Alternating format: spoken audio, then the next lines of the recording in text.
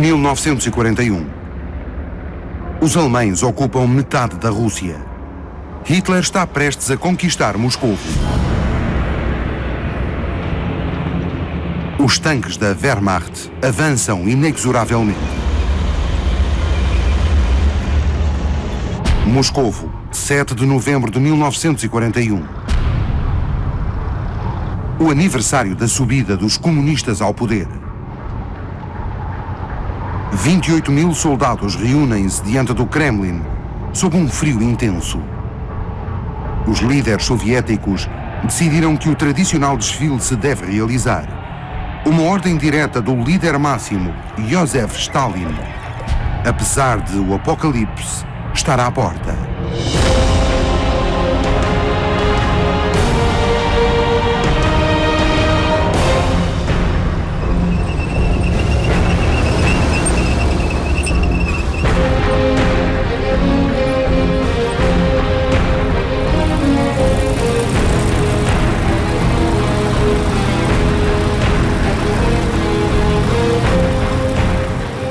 Margarita Progrebitskaya, jovem moscovita, declara: Moscovo, minha mãe pátria, meu amor, invencível Moscovo. E 7 de novembro é o dia mais belo do calendário. Vermelho, a minha cor preferida, é a cor da revolução, a cor do sangue vertido em seu nome.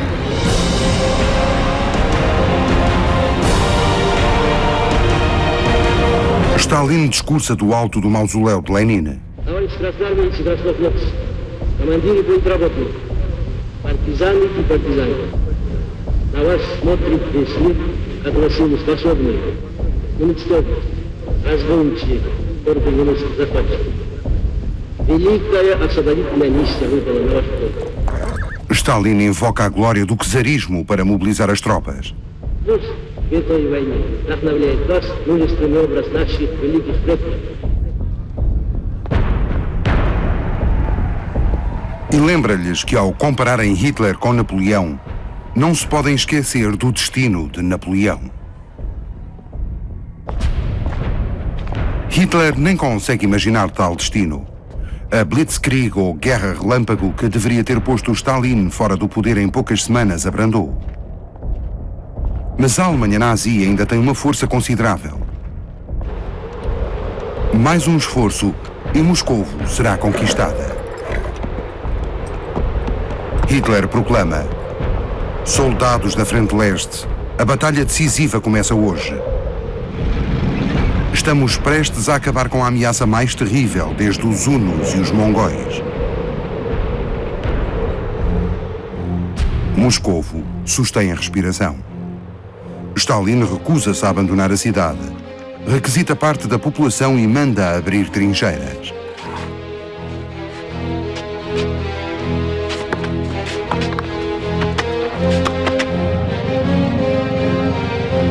Multiplicam-se as detenções. A maioria de soviéticos de origem alemã. Ou um jogador de futebol, estrela do Spartak de Moscovo, suspeito de ter afirmado: os alemães vão tomar a cidade, é o fim do bolchevismo. Albina Gantimurova relata: angariamos fundos para o exército. Vieram mulheres doar a aliança de casamento. Em Berlim, as alemãs doam os casacos de peles. Um inimigo implacável abate-se sobre os soldados da frente de Moscovo. O frio. Temperaturas excepcionais que descem aos 35 graus abaixo de zero, racham o aço dos tanques, endurecem os pneus, congelam os lubrificantes das armas e matam cavalos.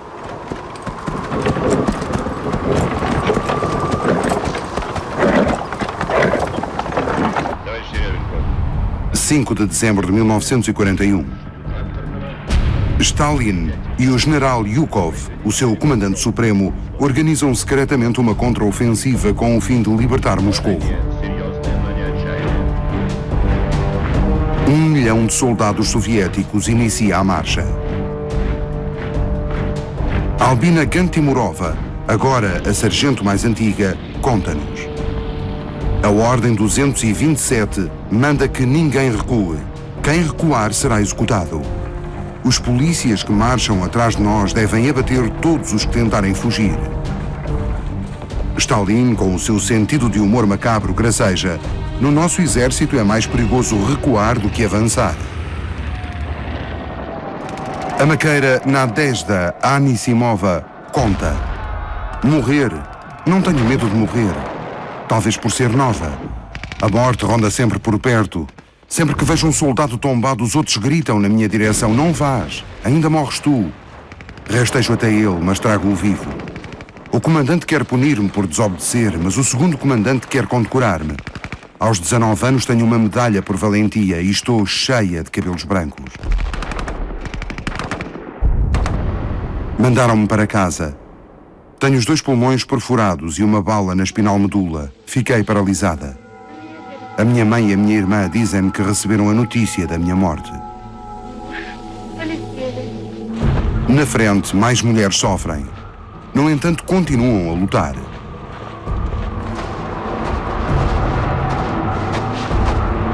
A Batalha de Moscovo ainda está em pleno auge, quando de súbito Stalin recebe uma notícia importante. A 7 de dezembro de 1941, o Japão, aliado de Hitler, ataca Pearl Harbor, uma base naval americana no Pacífico. Franklin Roosevelt, presidente dos Estados Unidos, anuncia a entrada do país na guerra. The American people in their righteous might will win through to absolute victory. Stalin tem mais um aliado.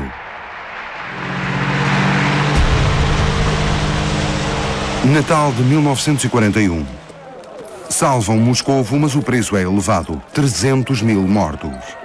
Stalin manda que se transmita esta imagem de uma mulher a benzer-se para mostrar que Deus já não está fora da lei.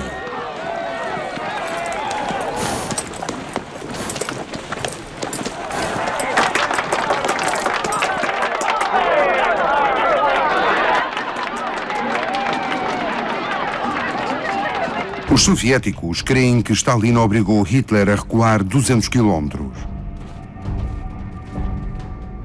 Mas o Führer não se sente derrotado. Os alemães estão bloqueados pelo Exército Vermelho no norte e no centro da União Soviética. Mas Hitler prepara nova ofensiva na frente sul, a realizar-se na primavera do ano seguinte. O objetivo é o petróleo de Baku. 28 de junho de 1942. Os alemães avançam a uma velocidade alarmante, 300 km em apenas um mês.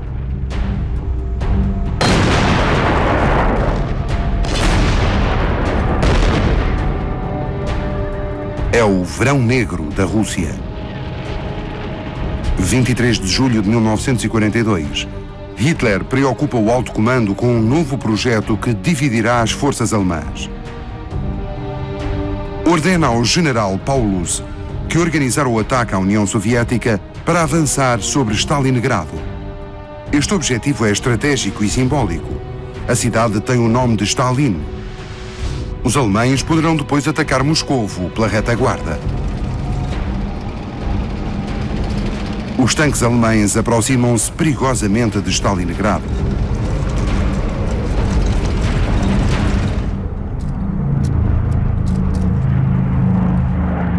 Stalin recebe algumas garantias.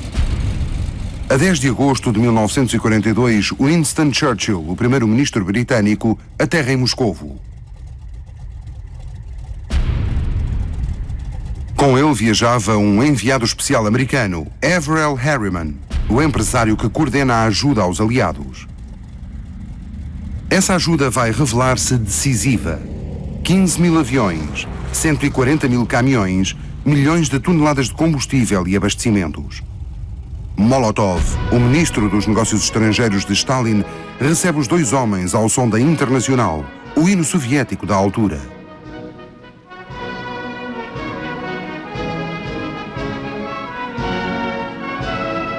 Os 2 representantes do mundo capitalista ouvem o cântico revolucionário sem revelar a mínima reação.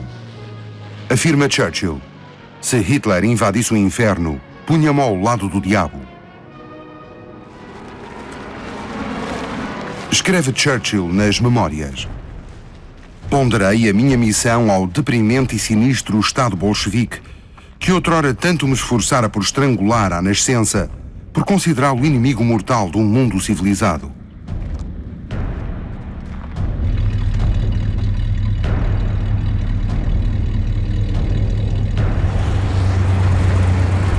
Uma magnífica limusina Packard conduz-los ao Kremlin, onde Stalin os aguarda.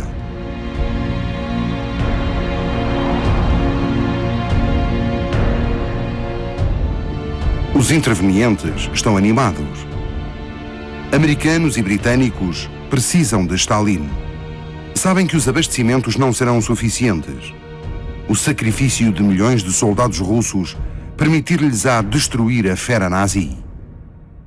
Além da ajuda americana, Stalin quer abrir urgentemente a segunda frente de guerra, o que significa um desembarque aliado ao Ocidente para dividir as forças alemãs.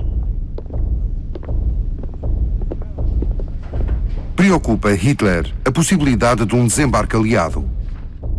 Tem de acabar depressa as operações a leste. Tem de pôr cobro a Stalin. Tem de acabar com Stalingrado. Os Stukas, caças-bombardeiros alemães, completam a destruição do que fora antes a cidade modelo da URSS.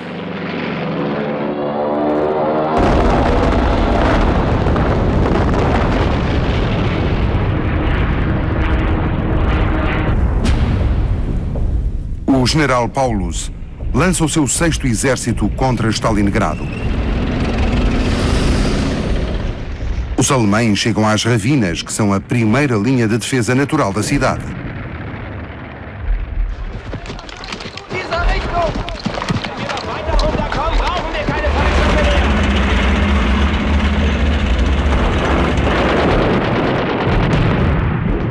Os russos resistem com enorme bravura.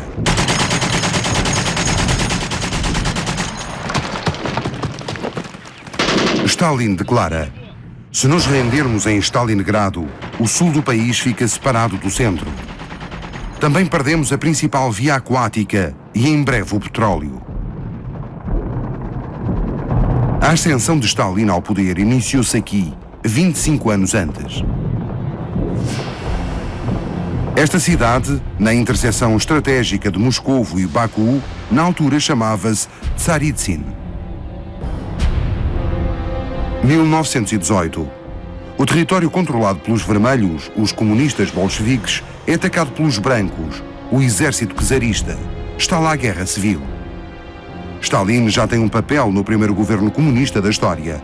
O chefe do governo é Lenin, que aprecia a sua determinação e o nomeia comissário para o abastecimento alimentar. Vai a Tsaritsyn buscar trigo para a faminta capital do país. Stalin rouba todas as reservas de cereais, provocando rebeliões e fome. Lenin também encarregou Stalin de vigiar o homem que defende essas terras férteis. Trotsky, o poderoso comissário da guerra, tornou-se demasiado independente.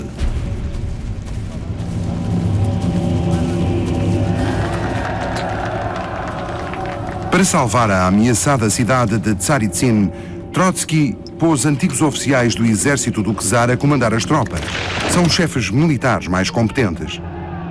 Stalin desafia Trotsky, acusa os oficiais deste de conluio com os brancos e resolve eliminá-los. Concentra-os em barcaças que afunda a meio do Volga.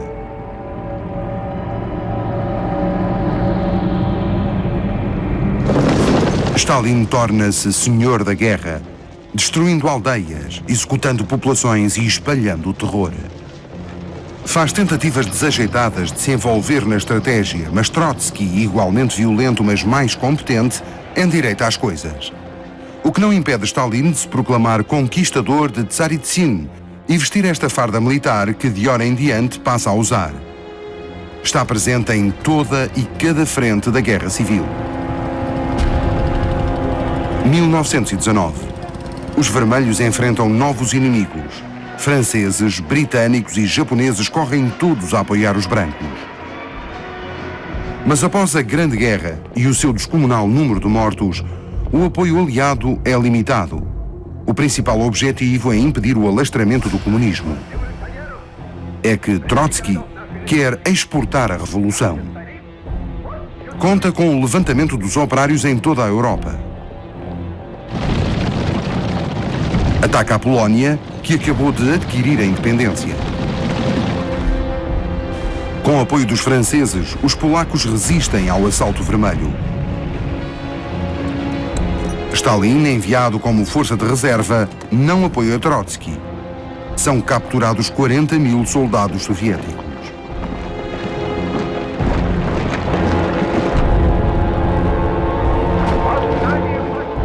Em 1920. Apesar do fracasso em Varsóvia, Trotsky ainda dá corpo ao comunismo de guerra, prioridade absoluta do Exército Vermelho. Trotsky consegue manter Stalin afastado dos assuntos militares, embora ele esteja no governo. As pessoas questionam os métodos de Stalin e querem saber o que se esconde por detrás daqueles olhinhos que espreitam de soslaio, mesmo quando sorri.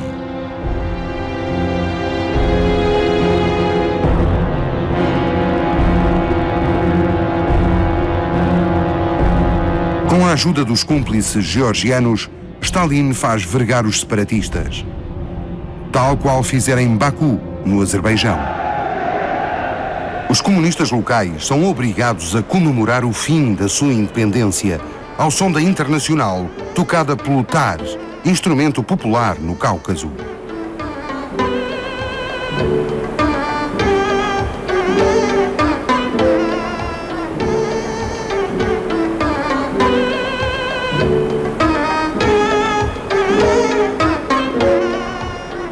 Stalin também reina na Arménia e na Geórgia, sua terra natal.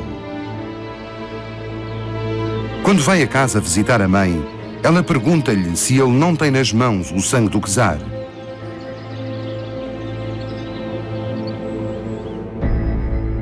Stalin jura que não participou no assassínio do czar Nicolau II e da família 3 anos antes.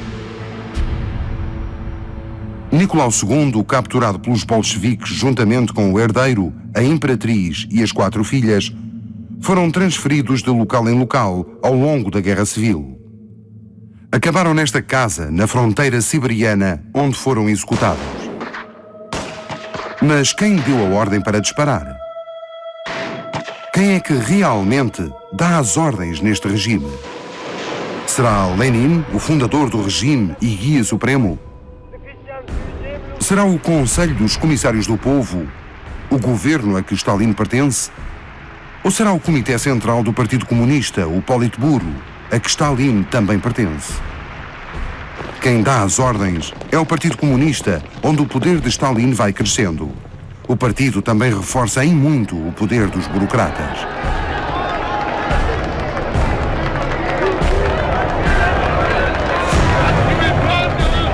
Para subir na vida, uma pessoa tem de ter o cartão de filiado no partido. Alexander Degtyarev afirmou: entrar para as fileiras do Partido Comunista foi a maior alegria da minha vida. O partido cuidou do nosso moral e da nossa consciência. Deu uma força suficiente para resistir a todas as provações. O que me manteve vivo foi a fé inabalável no Partido Leninista e os nossos princípios humanistas.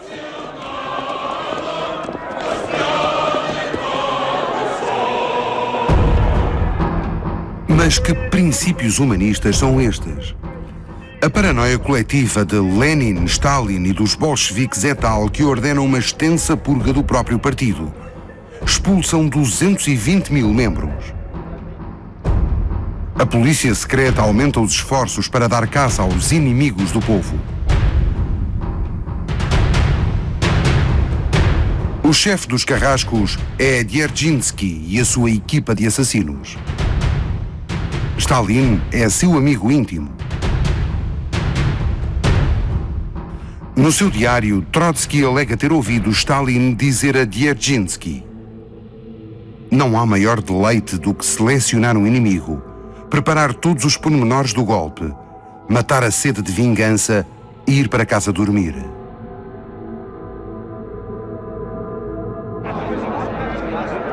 Aqui, ao lado de Lenin, está Boris Bajanov, o seu secretário pessoal. Ele escreve: durante uma reunião do Comitê Central, Trotsky disse o seguinte ao grupo de Stalin: matar-vos-emos todos a tiro. Vocês também nos querem matar, mas não ousam e nós não vamos hesitar. Mas quem matará quem? Stalin considera que Trotsky declarou guerra aberta ao escrever o seguinte a Lenin após a vitória no Volga. Considera o modo como Stalin se apropriou dos louros de toda a campanha de Tsaritsyn semelhante a um ferimento grave.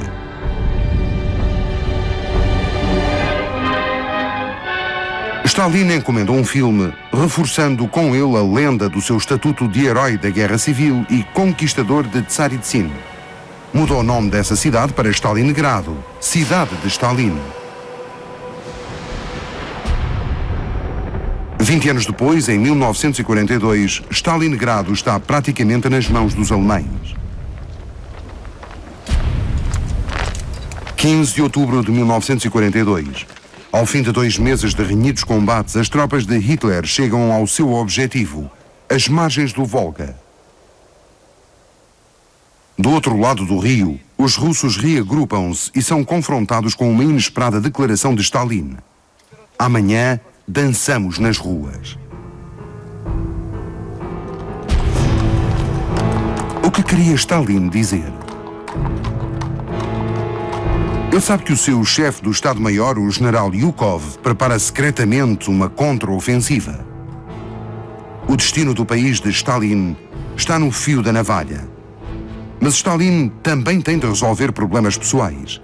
Aguarda uma visita de Beria, o sinistro diretor da polícia secreta.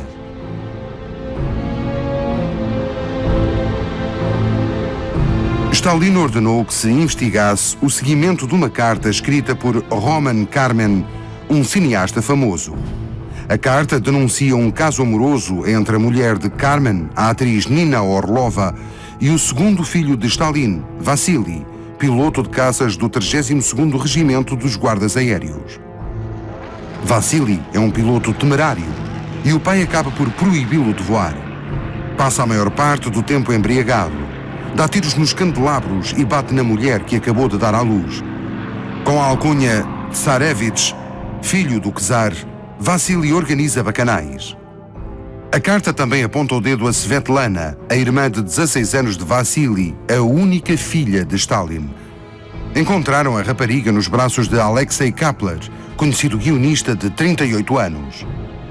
Stalin nem consegue imaginar a filha com um homem 20 anos mais velho. Mas Stalin era também 20 anos mais velho do que Nadezhda, a mãe de Svetlana, que oficialmente morreu em 1932 de apendicite aguda. Svetlana fora sempre a sua preferida. Era adorada por homens aparentemente inofensivos, como aquele que tratava por tio Beria, o chefe da polícia.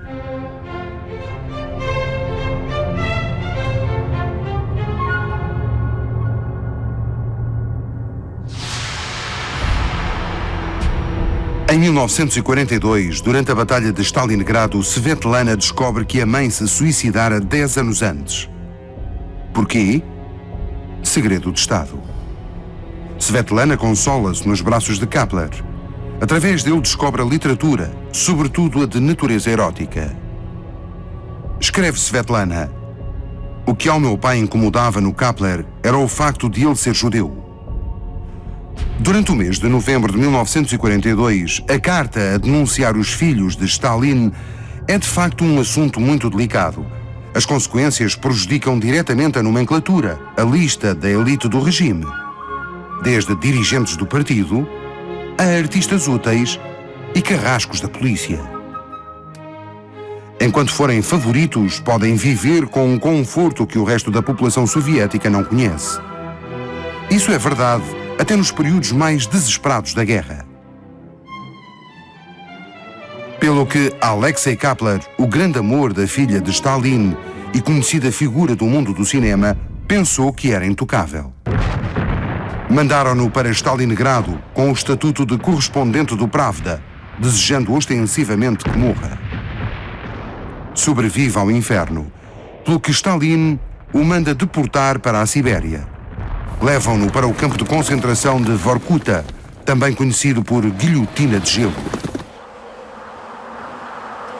Kapler é acusado de ter ligações a países estrangeiros e de ser espião inglês.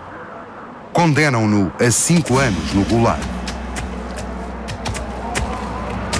Gulag é acrónimo de Campo Principal de Administração. O grande escritor russo Solzhenitsyn chama-lhe Arquipélago de Gulag. Centenas de campos de concentração, muitos construídos no tempo de Lenin e cujo número foi infinitamente aumentado por Stalin. Enquanto o futuro do mundo se decide em Stalingrado, pelo menos 3 milhões de russos tornaram-se zeks.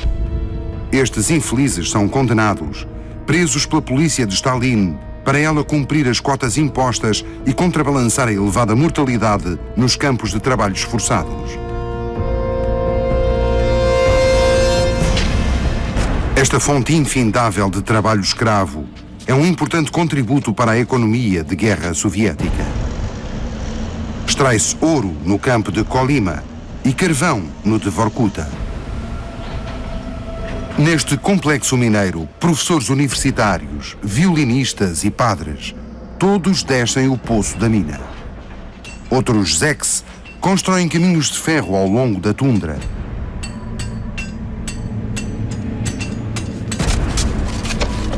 Para os russos, um inferno não é fogo eterno, mas antes um deserto de gelo. Cada guarda é mais bárbaro do que o outro. Partilham as mulheres que violam à chegada. Um dos zeks explica: o campo é uma escola de decomposição. Cada homem fica com danos irreparáveis. O nosso povo, no seu todo, foi danificado por esta experiência coletiva.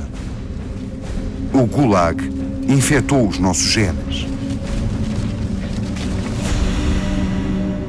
Nos Gulag morrem 1.600.000 condenados.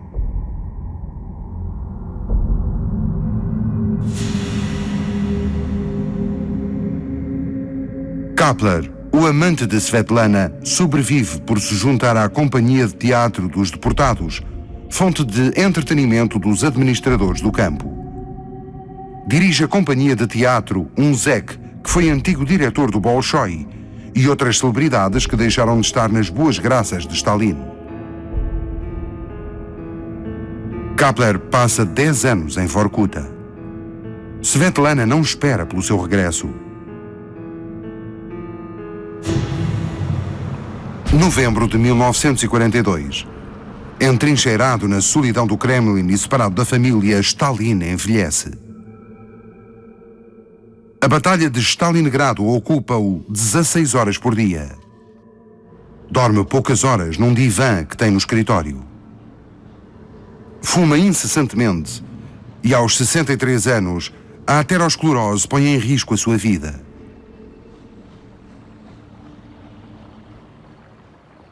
Огонь!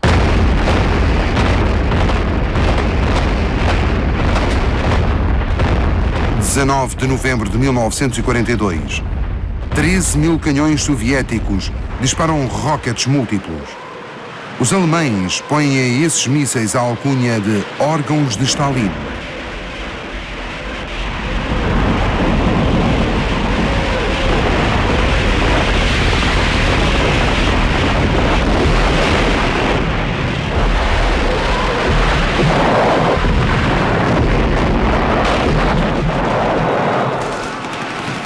Os exércitos do general Yukov, nas ruínas de Stalingrado, cercaram o 6º exército do general alemão Paulus. Hitler ordena a Paulus que não abra uma brecha nesse círculo para retirar. Um mês depois, os alemães ficam sem munições e sem comida. Abundam casos de canibalismo. Por todo o lado, os soviéticos avançam.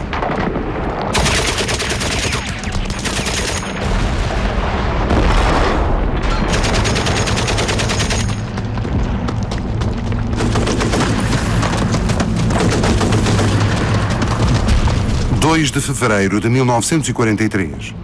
O cineasta que alertou Stalin para o comportamento dos filhos, Roman Karman, tem a sorte de filmar um momento ímpar, a rendição do general Paulus. Hitler promovera a marechal o comandante das forças alemãs em Stalingrado numa jogada para empurrar Paulus para um suicídio honroso. Mas Paulus responde: "Não me vou matar por aquele cabo." Paulus já não considera Hitler o Führer, mas sim o soldado da Primeira Guerra Mundial cuja incompetência conduziu ao desastre completo. Assim que Paulus se vê prisioneiro dos soviéticos, só consegue sentir ódio por Hitler.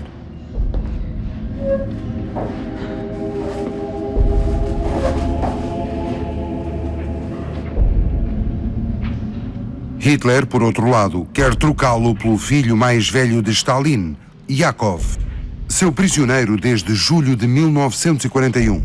Stalin envia-lhe a resposta: "Não troco um marechal por um cabo." Encontram o corpo de Yakov no arame farpado eletrificado do campo de prisioneiros em que estava, na Alemanha.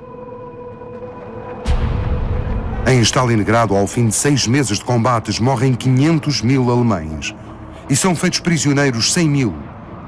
Muito poucos são os que regressarão a casa, mesmo 10 anos depois.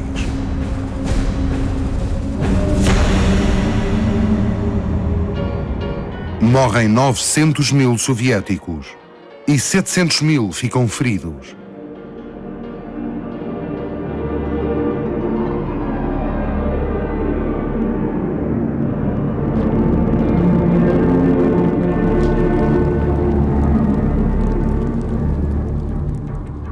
Aos olhos do mundo, o grande vitorioso de Stalingrado é Stalin, que posa na sua nova farda de marechal. A maior revista americana da altura, a Life, põe o seu retrato na capa do número de março de 1943. É a honra suprema.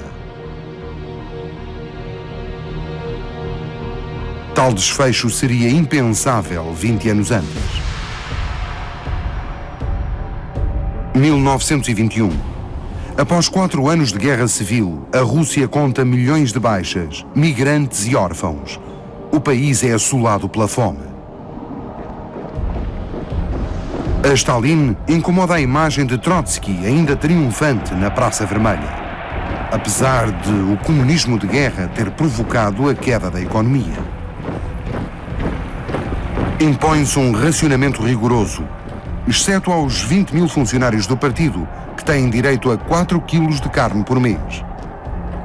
Um operário recebe 200 gramas de peixe, habitualmente podre. Os trabalhadores que já não conseguem alimentar a família tentam erguer-se, embora as greves sejam proibidas desde dezembro de 1917. Declara Trotsky: "A toda a resistência será contraposto o fuzilamento." Na mesma altura, 18.000 marinheiros e oficiais em Kronstadt, a base naval da antiga capital Petrogrado, juntam-se à refrega ao lado dos grevistas. O seu lema é: sim aos soviéticos, não aos bolcheviques.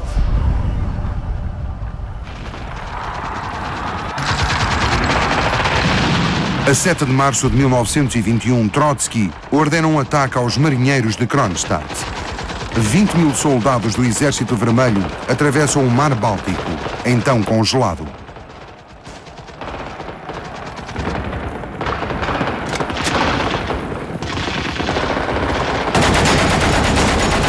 Ao fim de 10 dias de sangrentos combates, os rebeldes ficam sem munições e sem comida. Rendem-se aos soldados do Exército Vermelho. Estes fuzilam e enterram numa vala comum 2.168 marinheiros. Os mesmos homens que tinham conduzido os comunistas à vitória em 1917. Mas a rebelião de Kronstadt obriga Lenin a recuar. Ele declara: "É possível darmos uns passos atrás sem destruir a ditadura do proletariado." Em março de 1921, Lenin institui a NPE, ou Nova Política Económica. Uma espetacular, pese embora efêmera, liberalização da economia. Reprivatiza-se a indústria. Acaba-se com as requisições forçadas e o trabalho correspondente. Reinstitui-se o direito a uma herança. Os agricultores podem de novo vender as suas colheitas. As prateleiras das lojas enchem-se. Moscovo ousa ter esperança e comemorar.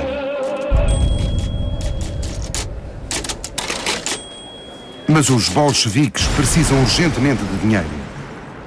Em 19 de março de 1922, Lenin envia a seguinte diretiva ao Comitê Central.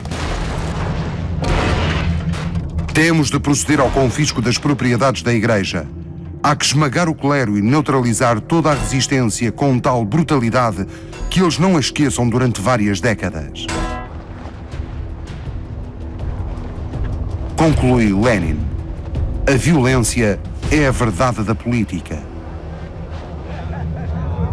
Os acontecimentos precipitam-se no Kremlin. Os líderes bolcheviques chegam de Rolls-Royce. A 3 de abril de 1922, Stalin, agora com o epíteto melhor discípulo de Lenin, torna-se secretário-geral do Partido Comunista. Tem muito poder, mas mostra-se sempre respeitador de Lenin.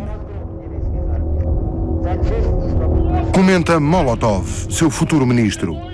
As pessoas perguntam-me muitas vezes quem é o mais forte, se Lenin ou Stalin. Eu respondo, Lenin, claro, foi ele que nos formou a todos.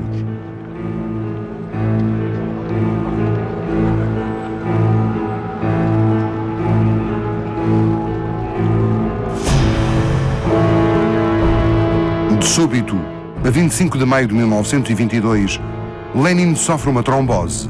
Fica parcialmente paralisado. 6 meses depois, tem outra trombose.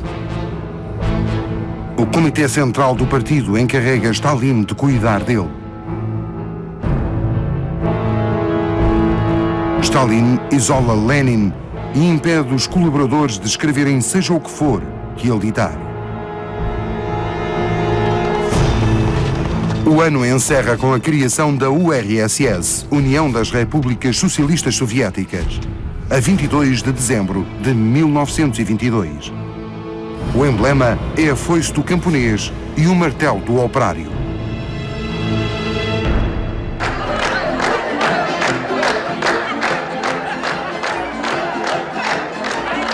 O grande anúncio, a par do fim da Guerra Civil, alimenta a esperança de um alívio.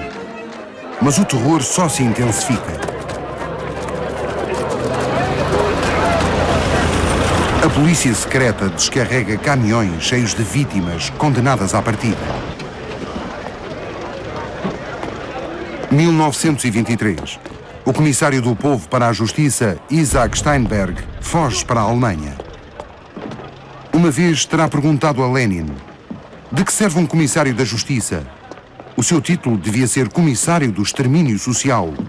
Ao que Lenin respondeu: excelente ideia. Escreve Steinberg: o terror é uma rede apertada de vigilância. Uma polícia secreta que observa cada gesto e ação, cada provocação, servindo-se para isso dos meios de interrogatório mais humilhantes e dolorosos. O terror significa cadeias superlotadas, significa populações deslocadas, requisições e confiscos que têm por alvo milhares de famintos e exaustos.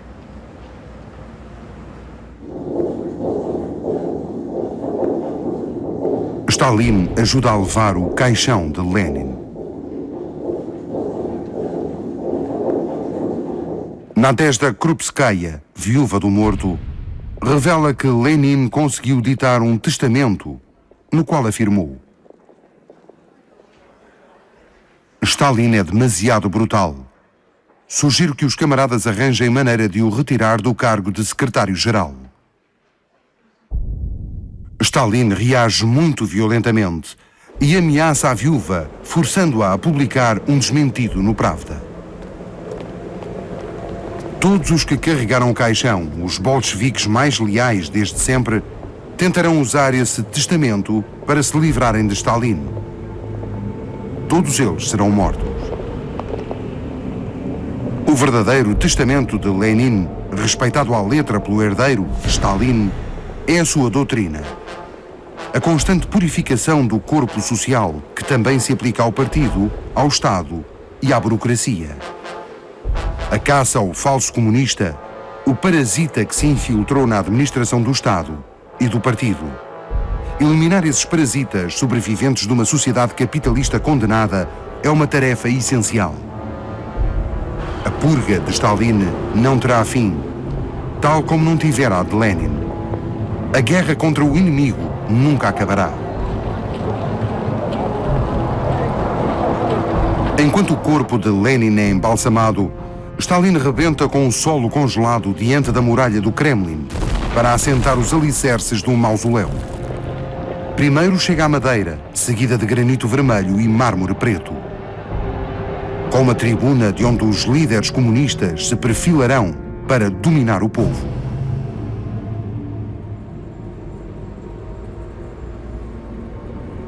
Mas o povo gosta de Trotsky. Stalin ainda é obrigado a aplaudi-lo.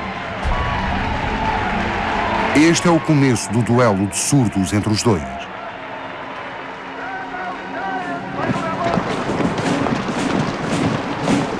Pioneiros e komsomols, a juventude comunista, desfilam diariamente diante do túmulo. Nas suas fileiras, Vassily Nikolaev chora e interroga-se: como pode ter morrido o grande Lenin? É impossível, ele é um santo.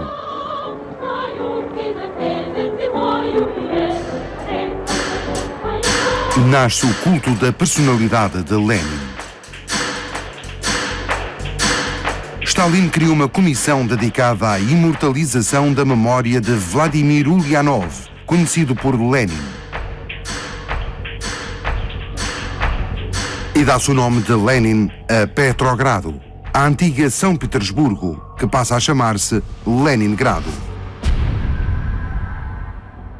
1943. Os alemães cercam a cidade há 2 anos.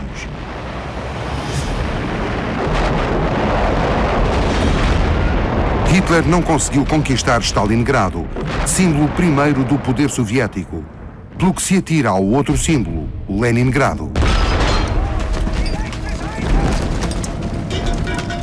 Declara Hitler: hei de destruir esta cidade, dizimar a sua população, jamais se reerguerá. Aqui o juro solenemente. O cerco será um dos mais prolongados e arrasadores da história. 800.000 habitantes morrem de fome. Com 13 anos, Tania Savicheva escreveu um diário que se tornou tesouro nacional da Rússia. Em 9 páginas, Tania resume todo o seu sofrimento. 28 de dezembro, morreu a Gênia. 25 de janeiro, morreu a avó. 17 de março, morreu o Leka. 13 de abril, morreu o tio Vassia. 10 de maio, morreu o tio Lesha.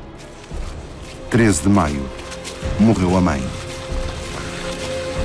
A página 10 jamais será escrita. Tânia morreu entretanto.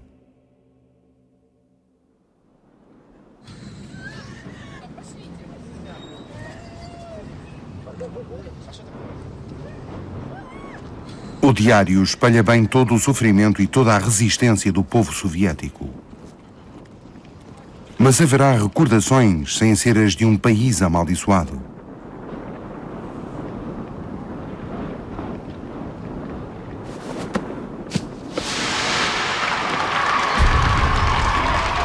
Em 1925. Nesta altura, as crianças de Moscovo acreditam no futuro. Saúdam os heróis da Revolução reunidos à volta de Stalin a caminho do poder. Estes são os primeiros bolcheviques: Zinoviev, Kamenev, Voroshilov, o general da Guerra Civil, e Bukharin, que não confia em Stalin. afirma Bukharin. Ele é um maquinador sem princípios, cuja sede de poder está acima de tudo. Muda de teorias logo ao expressá-las, consoante quem escolheu para eliminar. Mas todos se põem ao lado de Stalin na luta contra Trotsky, que continua a ter o apoio de muitos militantes. Com a esperança de evitar debates e contestações, Stalin distribui cartões de membro do partido por proletários e descendentes de proletários. Esta gente não tem instrução nem formação política, mas para sempre será grata a Stalin por lhes permitir que suba na hierarquia do Estado. Trotsky começa a ser veiado e pouco a pouco é posto de lado. Stalin ainda não tem poder suficiente para matar os inimigos. Mas após 3 anos de luta feroz e conspiração tortuosa, consegue que Trotsky seja expulso do partido. Agora, Stalin já pode humilhar Trotsky e exilá-lo numa longínqua República Soviética da Ásia Central.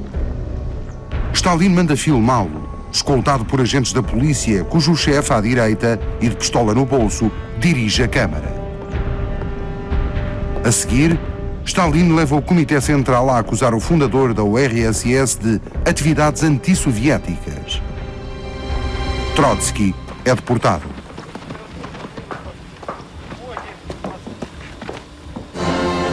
21 de dezembro de 1929. Stalin, então com 50 anos, é já o governante absoluto da União Soviética. Chama as câmaras ao Kremlin, diante da estátua de Lenin, para mostrar que é verdadeiramente seu herdeiro.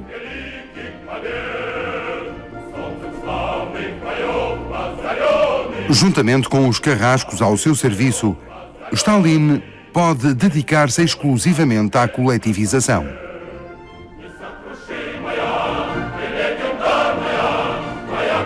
O jornal do partido, o Pravda, é exposto nos corredores do Kremlin com o intuito de se exibir o seguinte cabeçalho de primeira página: uma grande salva de palmas para o maior líder comunista do mundo. 20 anos depois, ele será, na verdade, um dos homens mais poderosos do mundo. –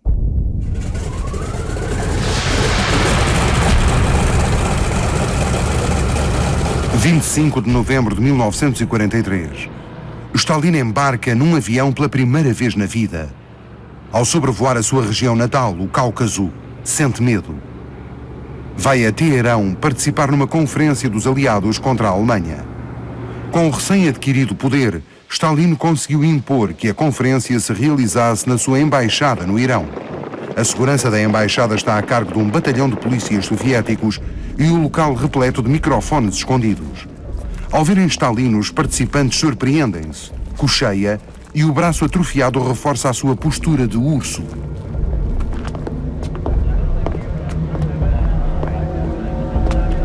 Envergando a farda da Força Aérea, Churchill faz uma posse.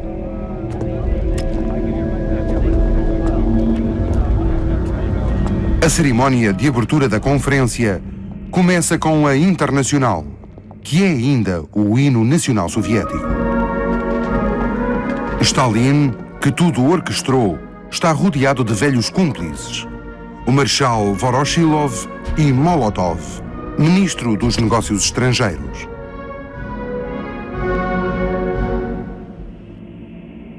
Em nome do rei Jorge VI, Churchill entrega a Stalin uma espada com a seguinte inscrição: para os cidadãos de coração de aço de Stalingrado.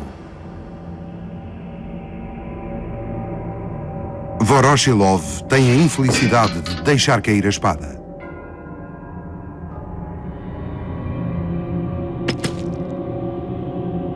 Deita a Stalin um olhar consternado.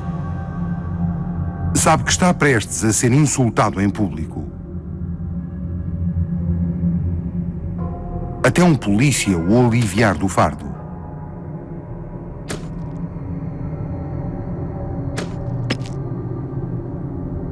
E então Churchill e Stalin juntam-se ao presidente americano Franklin Roosevelt, que devido à sua doença está cansado da longa viagem até Teherão.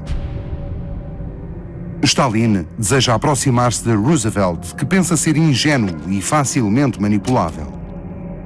Stalin precisa de apoio contra Churchill na questão da Segunda Frente.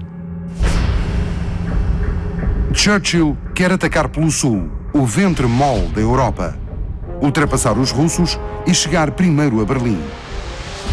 Mas Stalin consegue ficar com a invasão da Normandia, mais longe, planeada para a primavera de 1944. Roosevelt, neste retrato, mostra a consideração que sente por Stalin. Todos querem ser apresentados a Stalin, até a Sarah, filha de Churchill.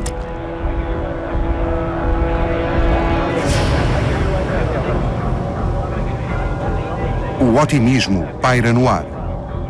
Stalin acabou de derrotar Hitler na Batalha de Kursk. Declara Churchill: Deus está ao lado dos aliados. Stalin responde: o diabo está ao meu lado. É um bom comunista. Será que Stalin está a caminho de se tornar senhor do mundo?